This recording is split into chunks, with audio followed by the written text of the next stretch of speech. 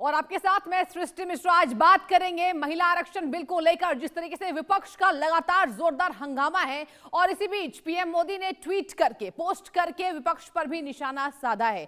और इसी चर्चा में हमारे साथ एक खास मेहमान शाजिया इल्मी जी जुड़ चुकी हैं, बीजेपी प्रवक्ता है। शाजिया जी, बहुत स्वागत है पहले तो इंडिया न्यूज पर। और देखिए, ऐतिहासिक दिन है और जिस तरीके से यहाँ पर महिला बिल को लेकर लगातार चर्चा विशेष चल रही है, विपक्ष जोरदार हंगामे के यहाँ पर जो अवसर है वो ढूंढता हुआ नजर आ रहा है। इसी बीच पहला कमेंट क्या होगा, कैसे देख रही हैं इस बड़े बदलाव को?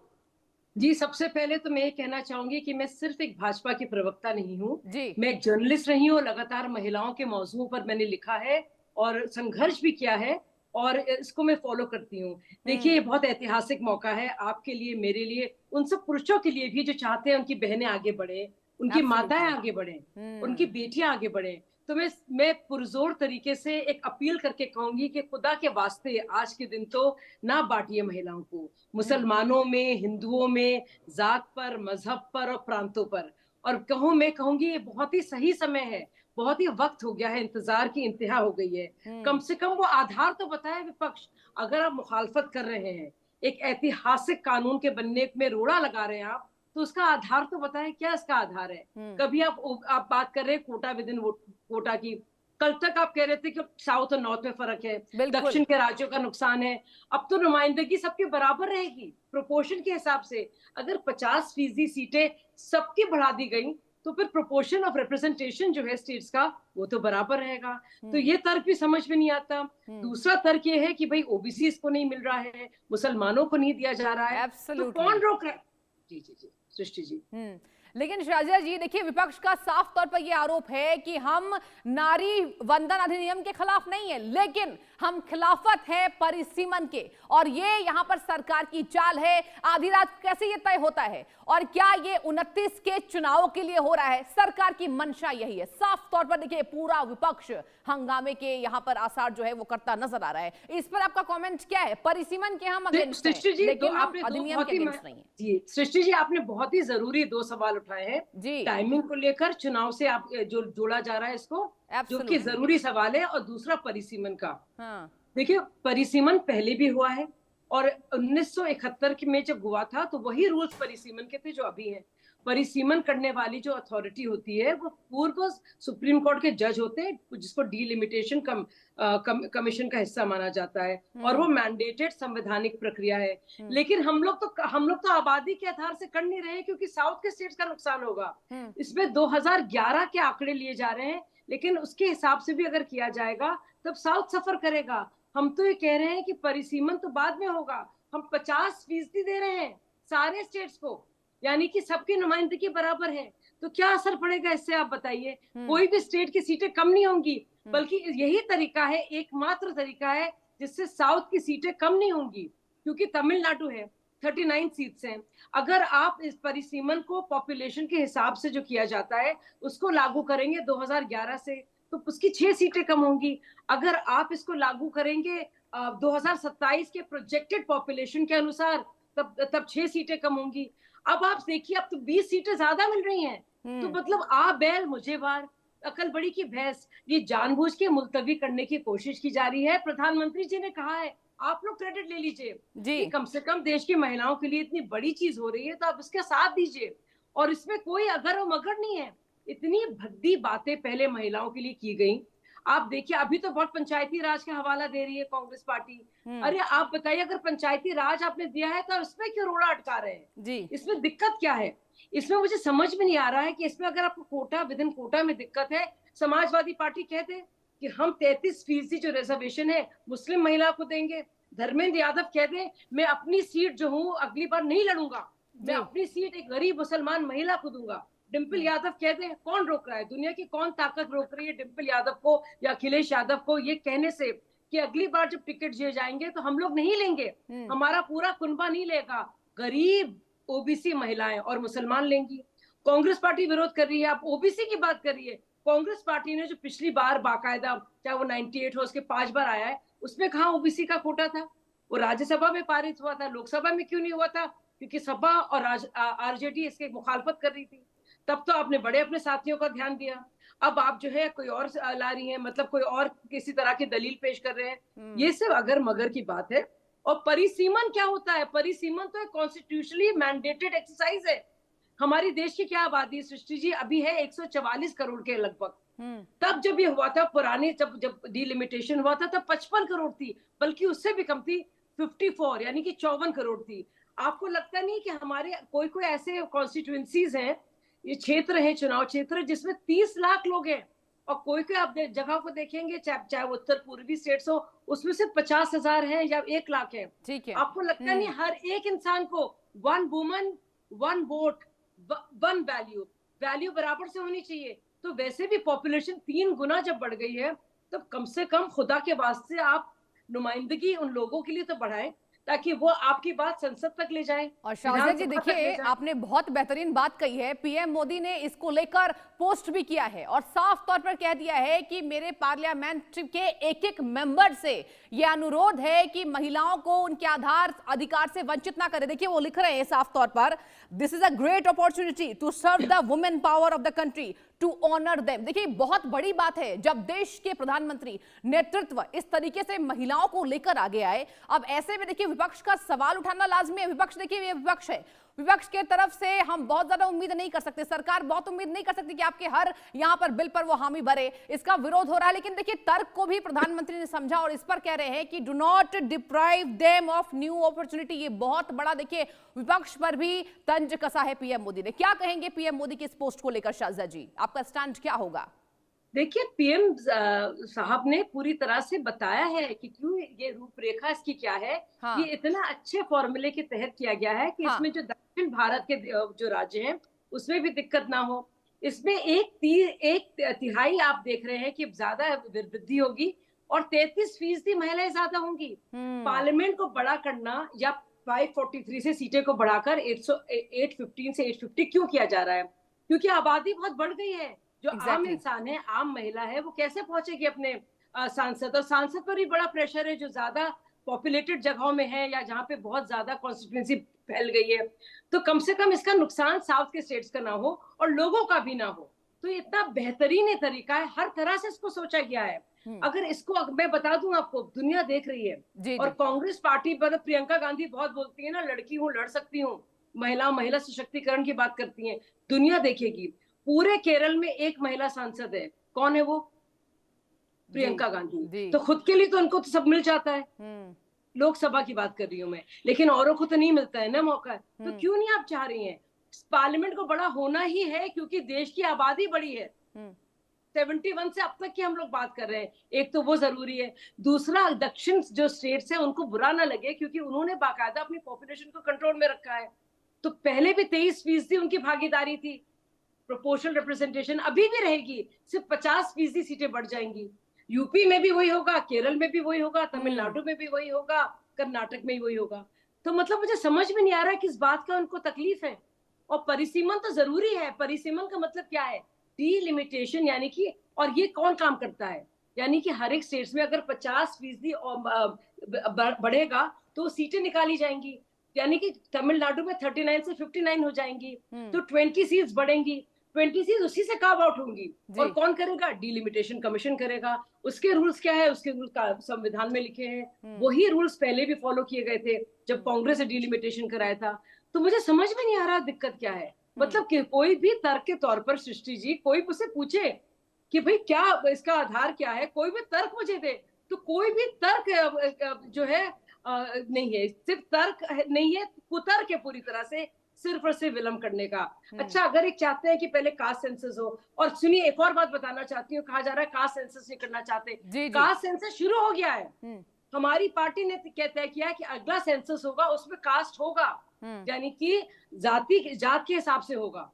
तो पर वो शुरू हो गया है, लेकिन उसमें बहुत वक्त लगेगा और हम चाहते नहीं है कि जो औरतों को उनका जो कानूनी हक जो दिया जा रहा है वो 2034 तक मुलतवी किया जाए। तो इसमें लॉजिक किस बात की सृष्टि जी, मुझे समझ में नहीं आ रहा है। ये सवाल मैं पूछना चाह रही हूँ आपके जरिए पूरे विपक्ष से, कुछ तो लॉजिक होगी भाई। अच्छा, हमने बड़ा सुना डीएमके के सांसदों को। आप ये मुझे बताइए 39 सीट्स काफी हैं कि 59? मतलब ये तो वो है ना, मतलब अकल बड़ी की भैंस। ये बुनियादी गणित है।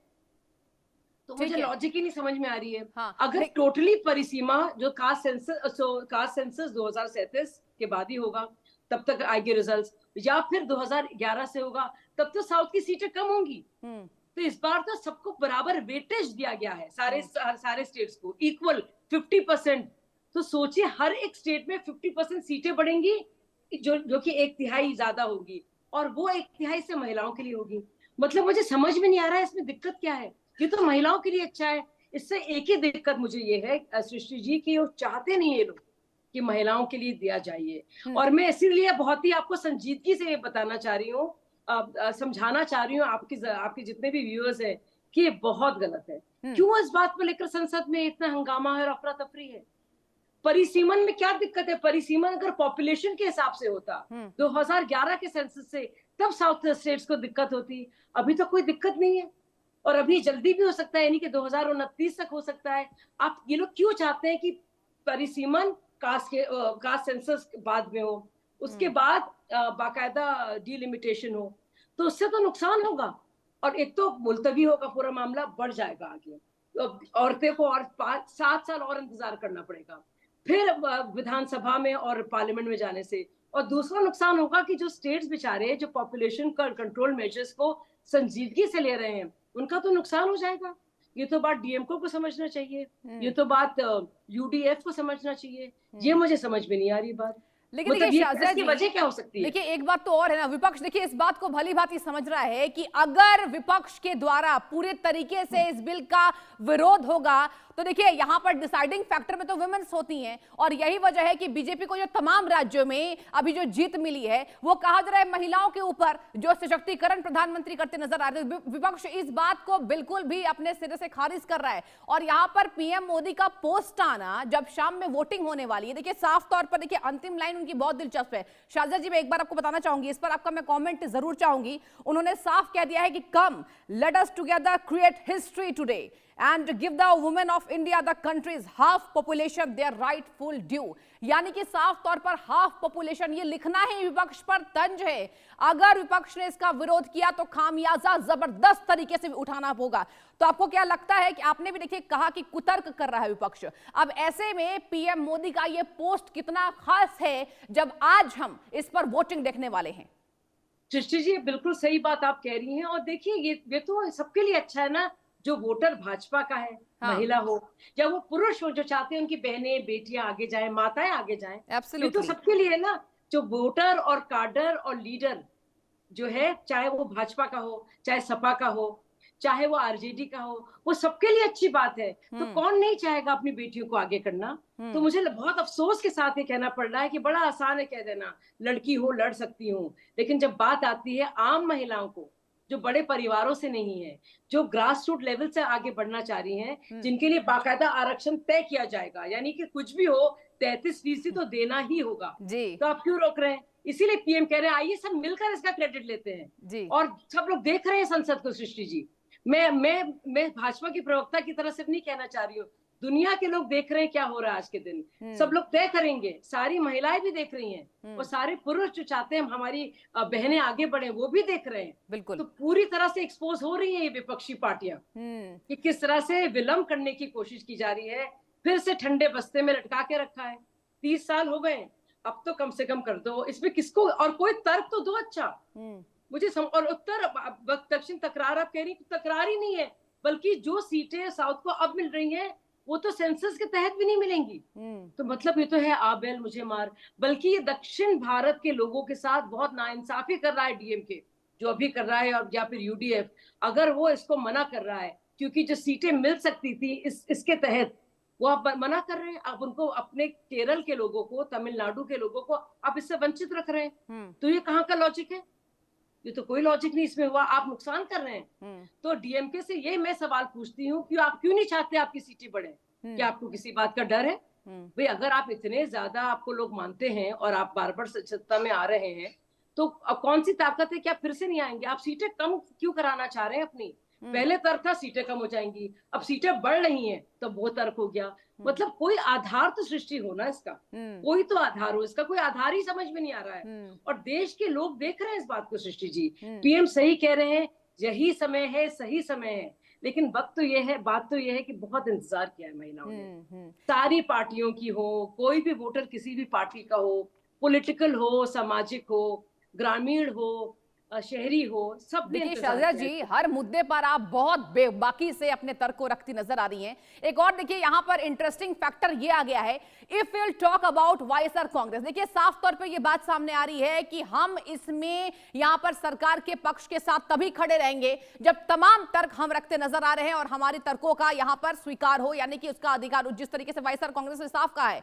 कि आप वादा कीजिए, यानी कि एनडीए से साफ तौर पर वाईएसआर ने वादा मांगा इस बात को लेकर और तभी हम आपका समर्थन देंगे इस बिल को लेकर।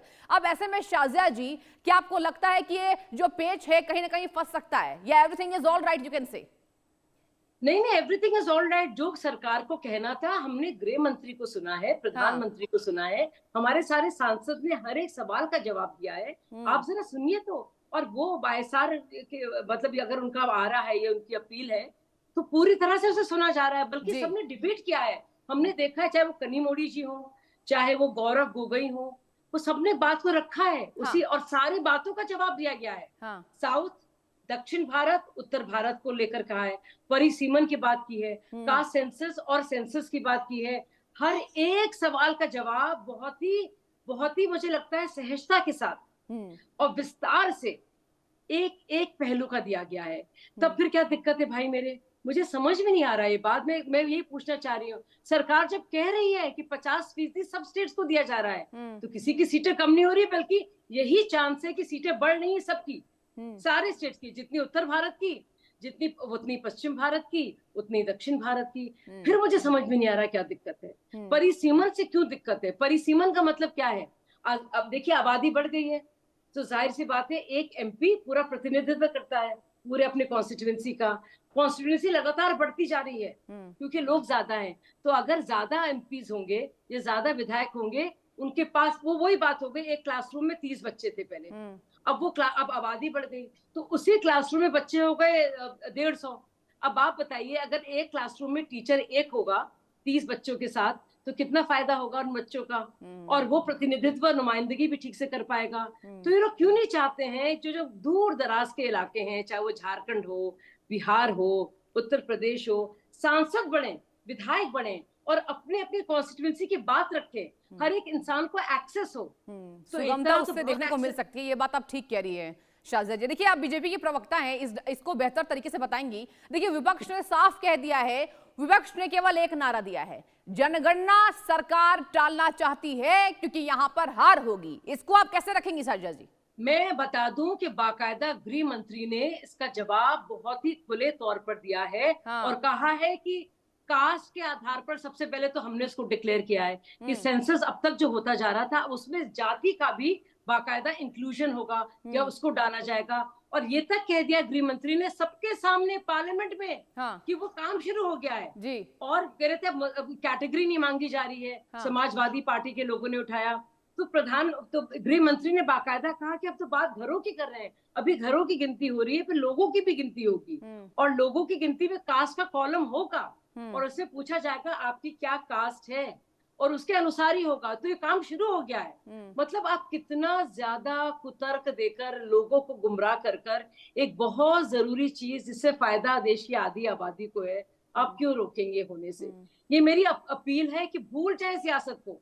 अरे प्रधानमंत्री को ना दे क्रेडिट, खुद ले लेना, कौन दुनिया की ताकत रोक रही है? देखिए प्रॉब्लम तो शाजिया जी, देखिए प्रॉब्लम तो ठीक आप कह रही है, यहाँ पर क्रेडिट की ही होड़ है। और अब देखिए प्रधानमंत्री ने इसको खूबसूरती से रखा है सदन में, उन्होंने साफ कह दिया इसका विरोध करने वाले लंबे समय तक इसके विरोध के अंजाम को भुगतेंगे। आपने सुना होगा सदन में, और सदन में प्रधानमंत्री के ये जो तर्क थे, इससे साफ तौर पर यही समझा जा सकता है कि विपक्ष को प्रधानमंत्री ने तंज कसा है कि अगर आपने इसका विरोध किया तो महिलाएं जो आधी आबादी हैं आपका समर्थन नहीं देंगी, फिर बहुत मुश्किल हो जाएगा सत्ता में वापसी करना। शाजिया जी, इस पर आपका कमेंट में चाहूंगी। सृष्टि जी, आप लगातार देखिए, पूरे देश में देखिए आप, जिस तरह से महिला वोटर्स की तादाद बढ़ रही है और जो एम फैक्टर, जो महिला फैक्टर है, किस तरह से उसमें आप देखिए कितना जरूरी वो हो गया है हर एक पार्टी के लिए। आप देश की बेटी को और देश की बहू को और देश की बिटिया को आप सशक्त करेंगे ना, वो दिल से साथ देगी, क्योंकि सारी योजनाएं उनके इर्द गिर्द ही है। वो समझती क्या संघर्ष है, क्या होता है घर को पालना। तो अगर उसको आप उसको ज्यादा प्रतिनिधित्व देंगे, नुमाइंदगी देंगे, तो वो अपना काबिलियत के साथ काम करेगी और ये कितना देश के लिए अच्छा होगा। क्योंकि देखिए, अब तक सृष्टि जी आप भी जानती हैं, मैं भी जानती हूँ, दुनिया जानती है, 10%, 11% से ज्यादा महिलाएं नहीं होती हैं। कितना अच्छा हमारा पार्लियामेंट लगेगा और चमकेगा जब रंग बिरंगी साड़ियां होंगी और अलग अलग महिलाएं होंगी विधानसभा में, हर पार्टी से। क्योंकि हर एक पार्टी को उन जगह पे महिला को ही भेजना पड़ेगा, जाहिर सी बात है। तो आप सोचिए कितनी चमकेंगी वो पार्लियामेंट और वो सारी विधानसभा, जब अलग अलग रंगों की साड़ियां, सलवार कमीज, अपने खास लिबास पहनकर महिलाएं बोलेंगी, अपने घर के लिए, अपने मोहल्लों के लिए, अपने शहर के लिए और अपने देश के लिए। आप खुद सोचिए, मतलब मेरा हम लोग के जैसे लोगों को तो जी। ये बात देखिए ठीक है, आप बीजेपी के प्रवक्ता हैं, देखिए आप इसके फायदे को भी गिनाती नजर आ रही हैं, लेकिन देखिए अगर आप कुतर की बात शाहजिया जी जहां तक कर रही हैं, विपक्ष का साफ तौर पर इस पर देखिए बीते दिन में हमने देखा प्रियंका गांधी वाड्रा सदन में मौजूद थी, उन्होंने साफ कहा कि ये जो काली पट्टी बांध कर आए हैं इसकी संख्या ज्यादा बढ़ेगी, वोटिंग में सरकार को इसकी कीमत चुकानी होगी, क्योंकि ये गलत है जिस तरीके से मास्टर स्ट्रोक यहां पर एनडीए सरकार करना चाह रही है। इस पर क्या कहेंगे? देखिए वो बतौर महिला होकर ये बातें कह रही हैं, क्योंकि प्रियंका गांधी वाड्रा ने कहा कि एक बात मैं सदन में ऐसा नहीं बोलने वाली हूं जिससे ये लगे कि हम इस बिल का विरोध कर रहे हैं। शाहजिया जी देखिए, ये तो चालाकी है और चालाकी को सब समझते हैं। हाँ। खुद जब बात होती है, एकमात्र महिला लोकसभा से सांसद होती है वो प्रियंका गांधी जी होती है। कोई आम महिला को तो मौका मिलता नहीं है। अब प्रियंका गांधी चाह रही है कि महिला आरक्षण की तरफ भी नजर आए और ये भी चाहती हैं कि इससे जो है भाजपा का एक तरह से फायदा होगा, क्योंकि प्रधानमंत्री इसको बढ़ा रहे हैं, तो इसलिए वो अगर मगर कर रही हैं और बात को टाल रही हैं। लेकिन ये इतिहास गवाह है, देखिए, कि प्रियंका गांधी जो खुद कहती थी लड़की हूँ, लड़ सकती हूँ, महिलाओं की बात करती थी, कैसे पीछे हट रही हैं, कैसे पीछे हट रही हैं और ना कोई आधार या तर्क दे पा रही हैं। क्योंकि जिस तरह का फॉर्मूला निकाला गया है वो कितना बेहतरीन है। इससे विन विन सिचुएशन है सारे राज्यों के लिए, सारे वर्गों के लिए और महिलाओं के लिए। तो मतलब इससे तो सिर्फ फायदा ही फायदा है और हमारे देश का फायदा है। अगर हमारे घर की बेटी का फायदा होगा तो हमारे देश का ही तो फायदा होगा ना। तो प्रियंका गांधी जी भी समझ जाएं कि आप उसकी मुखालफत कर रही हैं मैडम, लेकिन जिंदगी भर सुनेंगी आप। जस्ट उसी तरह से जैसे आपने शाह बानो के मौके पर आपके पिताजी ने मुस्लिम महिलाओं को अलग थलग छोड़ दिया था। याद आएगा आपको, जो राजीव गांधी जी ने किया था, प्रियंका जी वही आपको सुनाया जाएगा अगले 3-4 शतक तक। हम लोग शायद जिंदा ना रहे, लेकिन दुनिया भूलेगी नहीं प्रियंका गांधी जी जो हुआ था पहले शाहबानो केस पर मुसलमान महिलाओं के साथ। अब जो पूरे देश की महिलाओं के साथ ऐसा हो रहा है, कोई माफ नहीं करेगा आपको। मैं ये खुलकर कह रही हूँ, मैं कोई धमकी नहीं दे रही हूँ। मतलब ये तो लोगों की बात है ना, इससे ये पॉलिटिकल बात नहीं है। तो जैसे कि लोग अभी तक भूले नहीं है, वैसे अगली बार भी नहीं भूलेंगे प्रियंका जी। देखिए पीएम मोदी तो अपील कर रहे शाहजिया जी कि इस पर हंगामा ना करके अपनी अंतरात्मा की आवाज को सुने, यानी कि साफ तौर पर यह प्रहार है कि अंतरात्मा की आवाज यही कहती है कि महिलाओं को उनका अधिकार देना चाहिए और वोटिंग में साथ दे। पीएम मोदी का अभी पोस्ट आया है जब मैं आपसे बात कर रही हूं, अभी जब आपके साथ मेरा इंटरव्यू चल रहा है, पीएम मोदी ने साफ तौर पर कहा कि वोटिंग से पहले अपनी अंतरात्मा की आवाज को आप सुने। तो देखिए ऐसे में यहां पर विन विन सिचुएशन हो सकता है। बिल्कुल आप सही कह रही हैं सृष्टि जी। प्रधानमंत्री ने बाकायदा कहा है कि ये अपनी अंतरात्मा, अपनी जमीर की आवाज सुने। और मुझे लगता है जो भी पुरुष हैं वो भी चाहेंगे क्योंकि उनके घर की बेटियां आगे बढ़े और महिलाएं तो दिल से चाहेंगी। तो मेरी यही अपील है, चाहे वो कांग्रेस के हमारे एमपीज हो, डीएमके को हो या किसी और पार्टी के हो, वो दिल से वोट करें और इसके हक में करें जो प्रधानमंत्री जी कह रहे हैं। उन्होंने कल भी कहा था कि मुझे क्रेडिट नहीं चाहिए, पर उन्होंने एक और बात भी कही थी, आप क्रेडिट अगर आपकी मुखालफत करेंगे तब तो उनका फायदा होगा। तो कम से कम राजनीतिक भी फायदा ले लीजिए, सामाजिक भी जो आपको फायदा मिलेगा आपके देश की महिलाओं को, वो भी फायदा आप ले लीजिए। और जो महिलाएं आपको दुआ देगी वो भी तो अपने आप में एक बहुत बड़ा फायदा है। हर चीज तो वोट से नहीं होती ना। लेकिन सोचिए पूरी देश की महिलाएं जो देख रही हैं उत्सुक होकर, तो आज हम अपनी दुआओं का असर देखेंगे। वो ये है आज का जो इस 4 बजे से पहले का जो गीत है वो ये है, आज हम अपनी दुआओं। देखिए शाहजिया जी, बहुत ऐतिहासिक आज का दिन होगा और हम सबकी नजरें इस पर टिकी हुई होंगी। आप इंडिया न्यूज से जुड़ी, आपने अपनी तमाम बातों को रखा। बहुत शुक्रिया शाहजिया जी जुड़ने के लिए, तमाम जानकारी। शुक्रिया, थैंक यू। और इसी के साथ वक्त एक छोटे से ब्रेक का, लेकिन इंडिया न्यूज पर लगातार ये चर्चा आगे बढ़ेगी। एक छोटे से ब्रेक के लिए रुक रहे हैं, जल्द लौटेंगे। देखते रहिए इंडिया न्यूज लगातार।